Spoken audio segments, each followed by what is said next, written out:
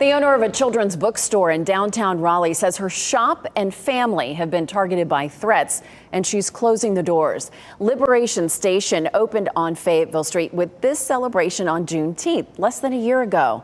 It was the first Black-owned children's bookstore in the Triangle. WRAL's Matt Tallhelm is live in downtown Raleigh with the owner's message for the community. Matt?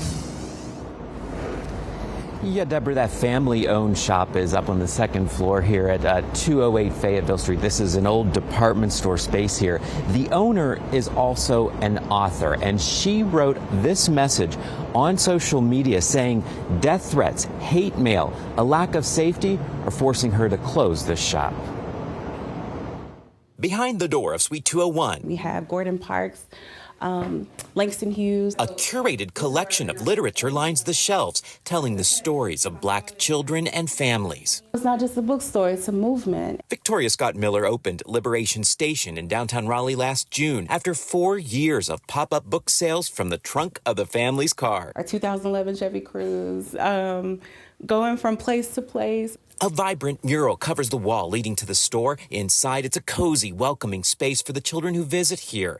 Have a seat, breathe. You are home, reads a message on a bench. This is a community space. It's a communal, sacred space. Scott Miller says that peace turned upside down in September. We began receiving threats online and also through the phone. She says at first they brushed off the threats and didn't report them to police. We didn't deserve to have to say, oh, here's another problem, another issue that's intruding on the space that you deserve.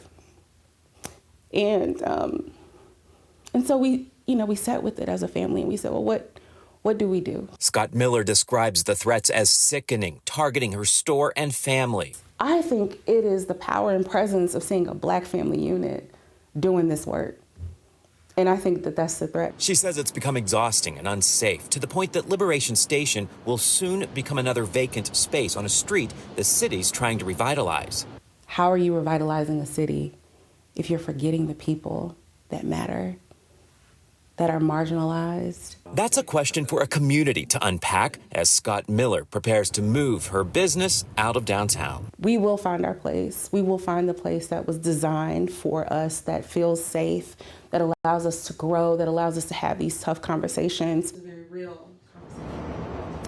Now, the Downtown Raleigh Alliance shared this statement with WRAL saying, in part, any reports of harassment or violence are disheartening and have no place in our community. We are committed to continuing the work to make downtown safer, more inclusive, and more welcoming to all people. Now, Raleigh police say they are aware of the social media posts from the owner and from the store here, but they say they have not had any reports. None of those calls, none of those incidents were reported to police. They encourage any business owners who experience harassment or violence of any kind like that or any threats to report it. Liberation Station here, meanwhile, will close April 13th. Matt Tallhelm live in Raleigh. Thank you, Matt.